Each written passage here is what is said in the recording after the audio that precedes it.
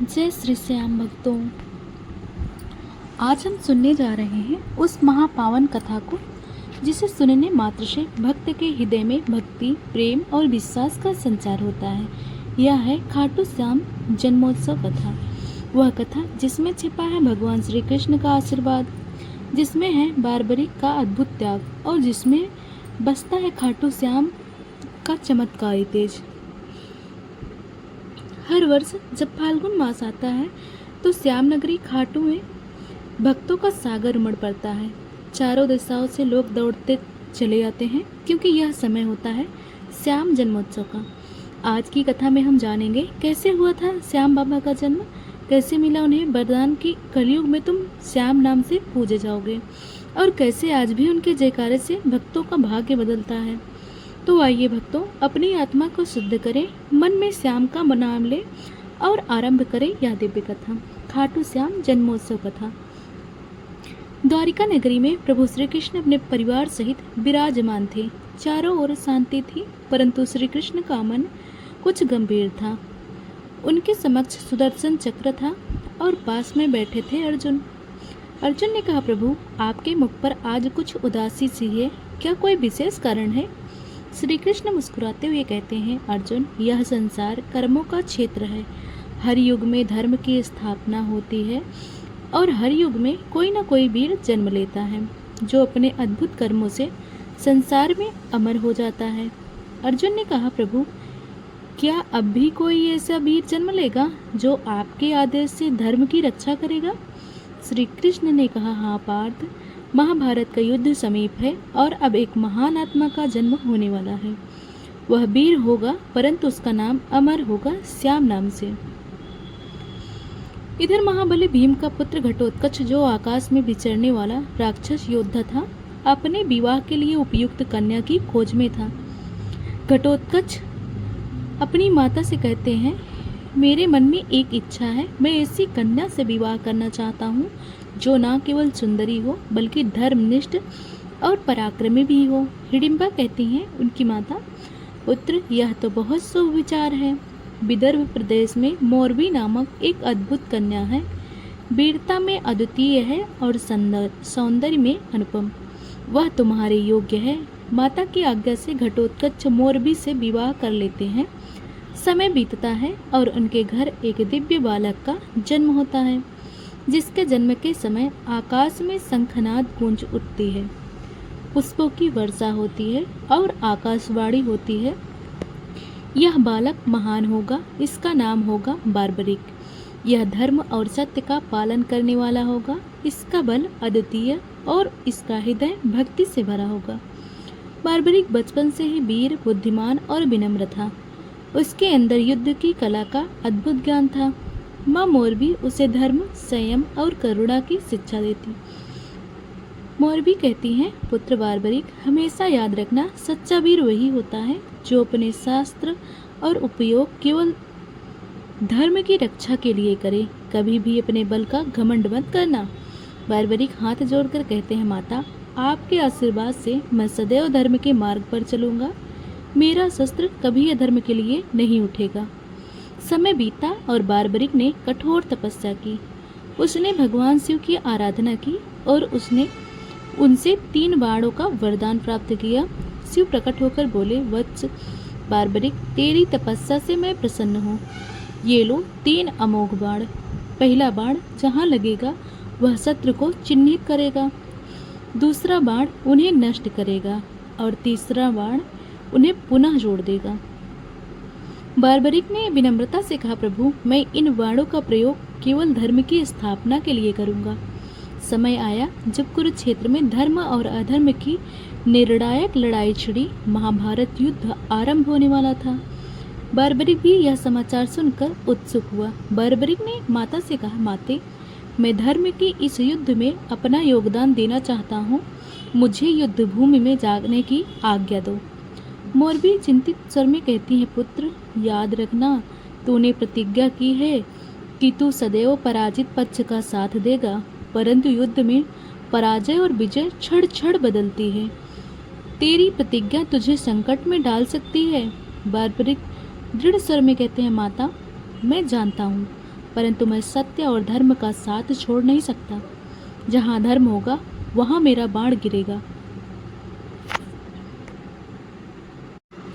अब कथा आगे बढ़ती है।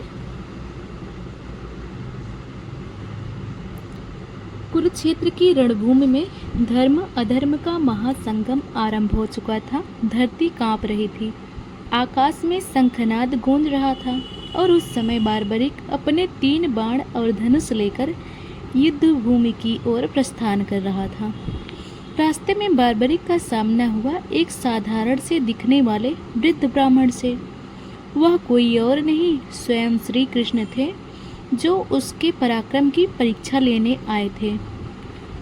श्री कृष्ण विनम्र स्वर में कहते हैं, वत्स, तुम कौन हो और इस युद्ध भूमि की ओर कहाँ जा रहे हो? बारबरिक नम्रता से कहते हैं, प्रभु, मैं घटोत्कच पुत्र बारबरिक हूँ। महाभारत के इस युद्ध भूमि में सम्मिलित होने जा रहा हूँ। मैंने प्रतिज्ञा ली है कि मैं सदैव पराजित पक्ष का साथ दूंगा। श्री कृष्ण मुस्कुराते हुए कहते हैं, अरे वत्स, यह तो बहुत विचित्र प्रतिज्ञा है। यदि तू पराजित पक्ष का साथ देगा तो जब विजय पक्ष हारने लगेगा तो पल भर में पक्ष बदल देगा, तो अंततः तो युद्ध का परिणाम क्या होगा? बारबरिक आत्मविश्वास से कहते हैं, प्रभु, मेरे 3 बाणों से तो समूचा युद्ध कुछ क्षणों में समाप्त हो जाएगा। मैं पहले एक बाण से शत्रुओं को चिन्हित कर दूंगा, दूसरे बाण से उन्हें समाप्त कर दूंगा और तीसरे से सब कुछ यथास्थान कर दूंगा। श्री कृष्ण गंभीर भाव से कहते हैं, वत्स, यदि ऐसा होता तो बताओ, यदि मैं तुम्हारे धनुष के नीचे एक पत्ता रख दूं तो क्या तुम्हारा बाण उसे भी छू लेगा? बारबरिक मुस्कुराकर कहते हैं, निश्चित रूप से प्रभु, मेरा बाण लक्ष्य पहचान लेगा। श्री कृष्ण ने मुस्कुराते हुए पेड़ के नीचे एक पत्ता छुपा दिया और बारबरिक ने कहा, वत्स, अब दिखाओ अपने बाण का कमाल। और बारबरिक से कहा, वत्स, अब दिखाओ अपने बाण का कमाल। बारबरिक ध्यान लगाकर मंत्र जपते हुए ओम शास्त्राय नमः धनुष के टंकार होती है। बारबरिक ने बाण छोड़ा। क्षण भर में वह हवा में घूमता हुआ हर पत्ते को छू गया और अंत में जमीन में जाकर उसी पत्ते को भी छेद गया जो श्री कृष्ण ने अपने पैर के नीचे छिपाया था। श्री कृष्ण ने आश्चर्य और प्रशंसा से कहते हैं, वत्स, तू तो अप्रतिम योद्धा है, परंतु तेरी यह प्रतिज्ञा, यह शक्ति यदि युद्ध में प्रयोग हुई तो कोई भी जीवित नहीं बचेगा। बारबरिक नम्रता से कहते हैं, प्रभु, मैं केवल धर्म की स्थापना के लिए युद्ध भूमि में जा रहा हूँ, मैं किसी का अहित नहीं चाहता। श्री कृष्ण गंभीर स्वर में कहते हैं, वत्स, बारबरिक, मैं तुझे एक वरदान देना चाहता हूँ, परंतु उससे पहले मुझे तेरी भक्ति की परीक्षा लेनी होगी। क्या तू मुझे दान दे सकता है? अपना सिर अर्थात मस्तक। बारबरिक अविचल स्वर में कहते हैं, प्रभु, यदि यह आपका आदेश है तो मेरा सिर क्या, मेरा जीवन भी आपके चरणों में अर्पित है।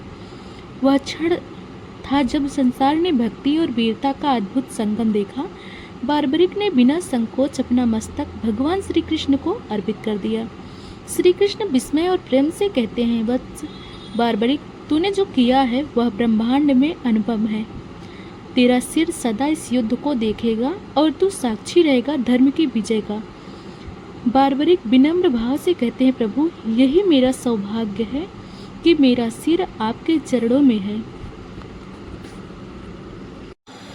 युद्ध समाप्त हुआ, कौरव का नाश हुआ और धर्म की स्थापना हुई। भगवान श्री कृष्ण ने बारबरिक के मस्तक से कहा, श्री कृष्ण कहते हैं, वत्स, अब तुझे मैं वरदान देता हूँ, कलयुग में तू श्याम नाम से पूजे जाएगा। तेरा यह सिर खाटू धाम में प्रकट होगा। जो भी भक्त श्रद्धा से तेरा नाम लेगा उसके दुख दूर होंगे, उसकी मनोकामनाएं पूर्ण होगी।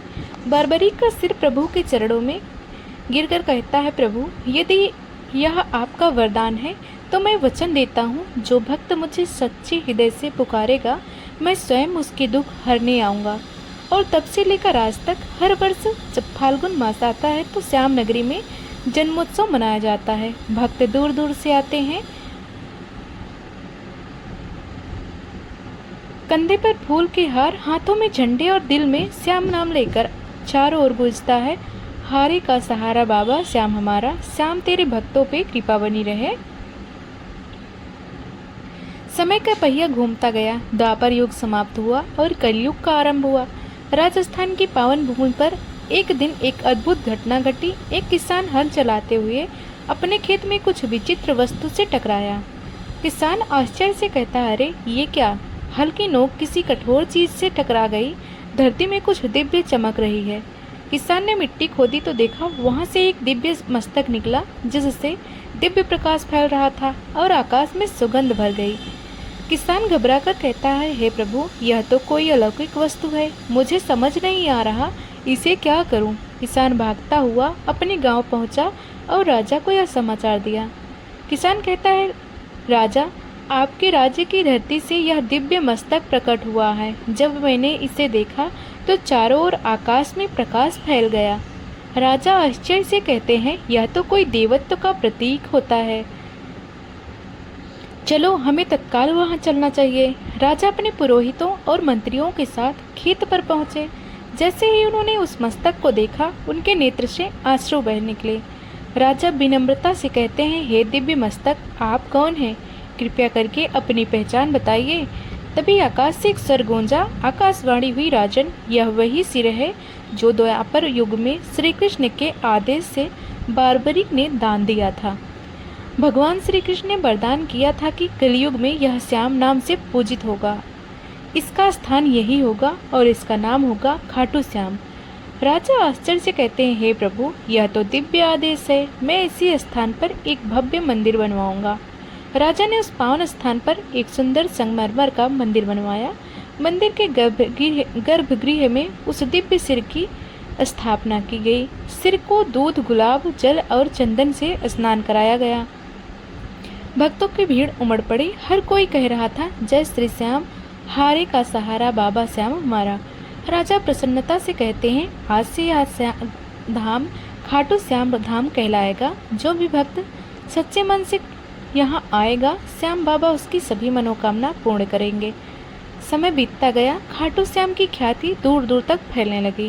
भक्त आने लगे, कोई अपनी संतान की कामना से, कोई रोग की मुक्ति की आशा से, तो कोई केवल श्याम प्रेम में डूबा हुआ।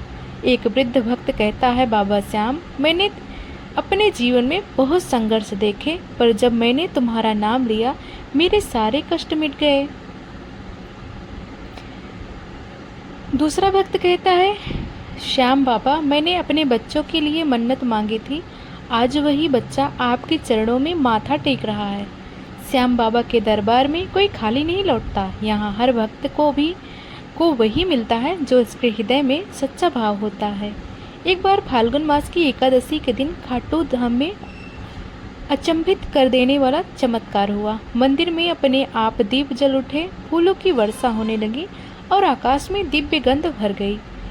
पुरोहित ने आश्चर्य से कहा, क्या यह चमत्कार है? लगता है आज श्याम बाबा का प्रकट दिवस है। तभी आकाशवाणी हुई, आज फाल्गुन शुक्ल एकादशी का दिन है, यही मेरा प्रकट दिवस है। इस दिन से मेरा जन्मोत्सव मनाया जाएगा। पुरोहित हर्ष स्वर में कहते हैं, जय श्री श्याम। आज से यह दिवस खाटू श्याम जन्मोत्सव के नाम से जाना जाएगा और तब से लेकर आज तक हर वर्ष फाल्गुन मास में यह महापर्व मनाया जाता है। भक्तों के काफिले चलते हैं, ढोल नगाड़ों की गूंज होती है और पूरे खाटू नगरी श्याम रंग में रंग जाती है। लोग अपने सिर पर चावर पताखा निशान लेकर दौड़ते हैं। मुंह पर एक ही नाम होता है, श्याम श्याम श्याम।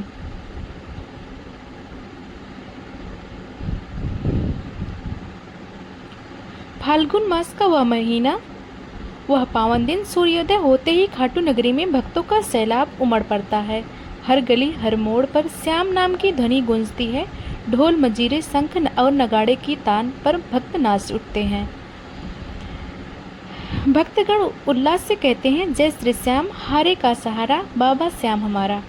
खाटू का आसमान आज नीले नहीं सुनहरे रंग का लगता है, क्योंकि वहाँ भक्तों की श्रद्धा का प्रकाश फैला होता है। फूलों से सजी सड़कों पर रथ यात्रा निकलती है, जहाँ श्याम बाबा की प्रतिमा झूमती हुई जाती है।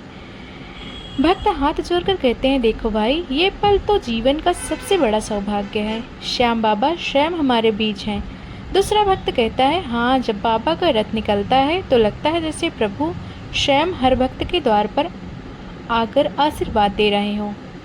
मंदिर के अंदर भक्तों की भीड़ अनंत है। कोई सिर झुकाकर खड़ा है, कोई आंसू बहा रहा है और कोई केवल मुस्कान में डूबा हुआ है। दीपों की ज्योति चमक रही है, अगरबत्ती की सुगंध वातावरण को पवित्र बना रही है।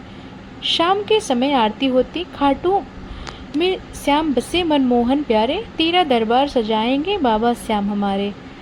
इस धाम में हर वर्ष अनगिनत चमत्कार होते हैं। कई भक्त की अधूरी मनोकामनाएं बाबा की कृपा से पूर्ण होती हैं।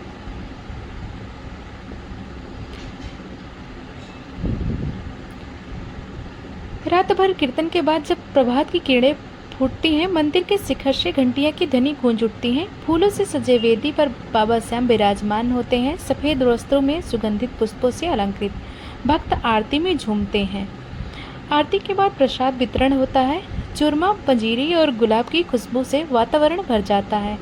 हर भक्त के चेहरे पर एक ही मुस्कान होती है, हमारे बाबा श्याम ने दर्शन दे दिए। धीरे धीरे खाटू श्याम की महिमा पूरे भारत में फैल गई। दिल्ली, मुंबई, कोलकाता, जयपुर और विदेशों तक हर जगह श्याम मेला लगने लगा। भक्त अपने घरों में भी श्याम ध्वजा फहराने लगे। श्याम बाबा चाहे मैं कहीं भी रहूं, आप मेरे साथ हैं, यही सब मेरी सबसे बड़ी पूजा है।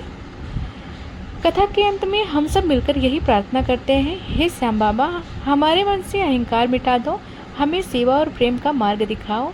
हम हृदय में तुम्हारा नाम गूंजे और हर जीवन में तुम्हारा प्रकाश फैले। आपने सुनी खाटू श्याम महोत्सव कथा का अंतिम भाग। यदि यह कथा आपके हृदय को छू गई हो तो श्याम बाबा का नाम अवश्य जपिए, क्योंकि जहाँ श्याम का नाम गूंजता है वहाँ दुख टिक नहीं पाते। यदि आपको खाटू श्याम जन्मोत्सव कथा पसंद आई हो तो कृपया इस वीडियो को लाइक करें, अपने मित्र और परिवार के साथ शेयर करें और हमारे चैनल को सब्सक्राइब करना ना भूलें। आपका एक लाइक और सब्सक्रिप्शन हम तक श्याम बाबा की कृपा पहुंचाने का माध्यम बनता है। आइए सब मिलकर बोले, हारे के सहारे खाटू श्याम हमारे।